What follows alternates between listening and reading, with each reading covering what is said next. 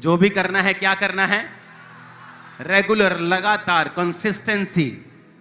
सब लोग प्रार्थना करते हैं, जब बड़ी गवाहियां देते हैं 2 दिन बड़ी जोश में, फिर तीसरे दिन जोश कम होता है, चौथे दिन और कम, फिर 5वें दिन फिर बिजी, फिर बर्तन मांज लिए, बच्चों को हिला लिया, पिला दिया, खिला दिया, धुला दिया, बस काम खत्म।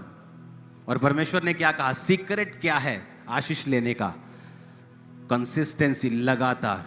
अगर रोज प्रार्थना शुरू की है 2.5 घंटे तो रोज करनी, एवरी डे। मुझे आज भी याद है 2004 में जब एक संगति को मैं करता था, छोटे से थोड़ी सी संगति होती थी, 20-25 लोग होते थे, लेकिन हमारा एक रूल था कि शाम को 7 बजे एक बंदा ढोलकी पकड़ लेता था, एक बंदा छैना पकड़ लेता था, 2-3 बंदे 4 बंदे बैठ जाते थे और हमने 2 घंटे प्रार्थना करनी ही करनी है 7 से 9। और कितनों का दिल कर रहा होता था? एक का भी नहीं। और बातें कर लें, कुछ और बात कर लें, कहीं चले जाएं, सुसमाचार सुनाने चले, ऐसा लगता था उस समय। प्रार्थना ना हो जाए, कहीं प्रार्थना ना हो जाए, शैतान को यही प्रॉब्लम होती थी। लेकिन वो रेगुलर समय था, दिल करे ना करे 7 से 9 हमें प्रेयर करनी है। उसके बाद हम बाकी काम करते थे, सेवकाई का कोई काम कर लिया, कोई और काम कर लिया, कोई विजिट कर ली रात को 9 बजे के बाद। उसके बाद 11 बजे 12 बजे के बाद अपनी पर्सनल प्रेयर, सुबह उठे फिर प्रेयर। ये हमारी लाइफ थी। जो भी करना है उसे कैसे करना है? लगातार। अगर रोजे रखने हैं हफ्ते में 2 तो वो नियम बना लेना है। रोज 2.5 घंटे प्रार्थना करनी है, आपको मालूम है शैतान आपको रुकावटें डालेगा, नियम बना लेना है। बाइबल पढ़नी है रोज 1 घंटा, आधा घंटा, पौना घंटा, नियम बनाना है कि मुझे ये बाइबल पढ़नी ही पढ़नी है। आप ऐसा करके देखो, आप करके देखो, आपको फर्क नजर आएगा, एक करंट नजर आएगा, एक आपको फायर नजर आएगा, आपको एक प्रेशर फील होगा आत्मा में, जो परमेश्वर का आत्मा अजीब तरीके से आपको आगे ले जाएगा। और आपको सराउंडिंग में, अपने आसपास एक ग्रेस फील होगी, आपके लोगों के आसपास आपको कंट्रोल फील होगा, जो पहले कभी फील नहीं होता था। कुछ चीजें आप कंट्रोल नहीं कर सकते, लेकिन परमेश्वर की ग्रेस उसने कंट्रोल कर सकती है जब आप रोज प्रार्थना में बैठ जाएंगे। आमीन, ऊंची आवाज में बोलो।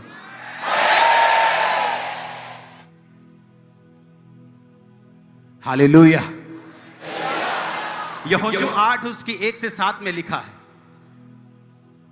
तब यहोवा ने यहोशू से कहा, मत डर, तेरा मन कच्चा ना हो, कमर बांध कर सब योद्धाओं को साथ ले और ए पर चढ़ाई कर, और मैंने ए के राजा को, उसकी प्रजा और उसके नगर और देश समेत तेरे वश में कर दिया है।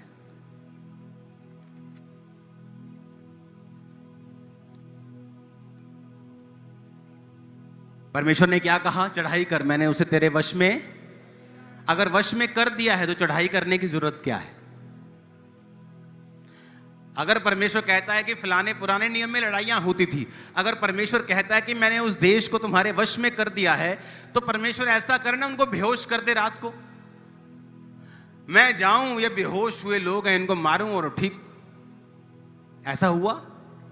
परमेश्वर ने कहा, मैंने आत्मा में तेरे वश में उन्हें, पर अब तुम्हें क्या करना है? तुम्हें जाना है और लड़ना है, जीत तुम्हारी होगी। बैठे बैठे कुछ नहीं होगा, तुम्हें जाना होगा और जीत तुम्हारी होगी। मैंने उन्हें तुम्हारे वश में कर दिया है।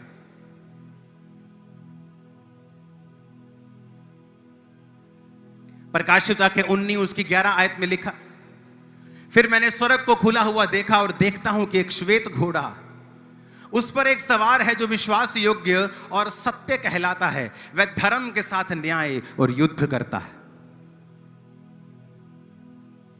कौन है ये न्याय कर युद्ध करने वाला?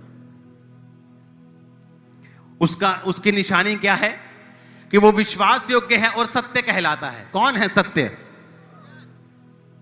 आगे 12 में लिखा, उसकी आंखें आग की ज्वाला हैं, उसके सिर पर बहुत से राज मुकुट हैं, उन पर एक नाम लिखा है जिसे उसको छोड़ कोई नहीं जानता। वह लहू छिड़का हुआ वस्त्र पहना है, उसका नाम परमेश्वर का वचन है। ऊंची आवाज में हालेलुया बोलो जरा। उसका नाम परमेश्वर का क्या है? वो कौन है? जीसस। वो विश्वास योग्य है, सत्य कहलाता है, आंखें आग की ज्वाला हैं। क्यों आग की ज्वाला के समान लिखा? जब सोना दिखने में सुंदर लगता है, लेकिन जब आग की ज्वाला में जाता है वो एक्सपोज होता है कि ये 22 कैरेट है, 18 कैरेट है, 24 कैरेट है, कितने कैरेट है।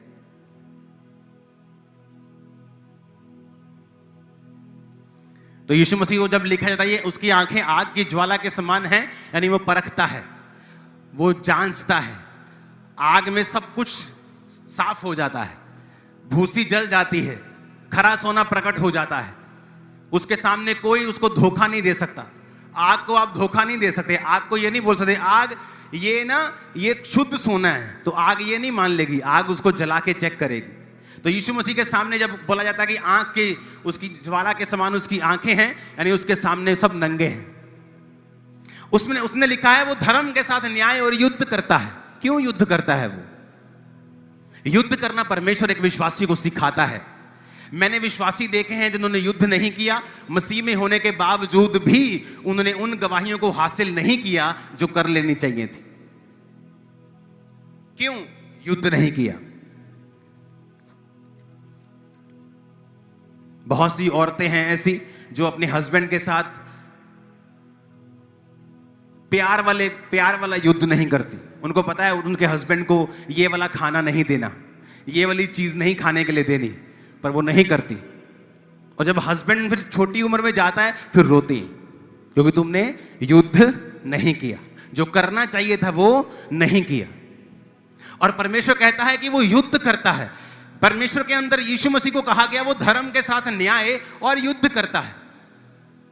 आप फाइट नहीं करेंगे, आप वो कभी हासिल नहीं करते जो आप डिजर्व करते हो। कि ये लड़की बड़ी सुंदर है जी, इसको अच्छा हस्बैंड मिलना चाहिए, ये आदमी बड़ा पढ़ा लिखा है, इसको अच्छी बीवी मिलनी चाहिए। इस तरह से तो लोग जो डिजर्व करते हैं दुनिया ही अलग हो जाएगी। लेकिन आप देखते हैं कई बार जो आदमी डिजर्व करता है उसे वो नहीं मिलता।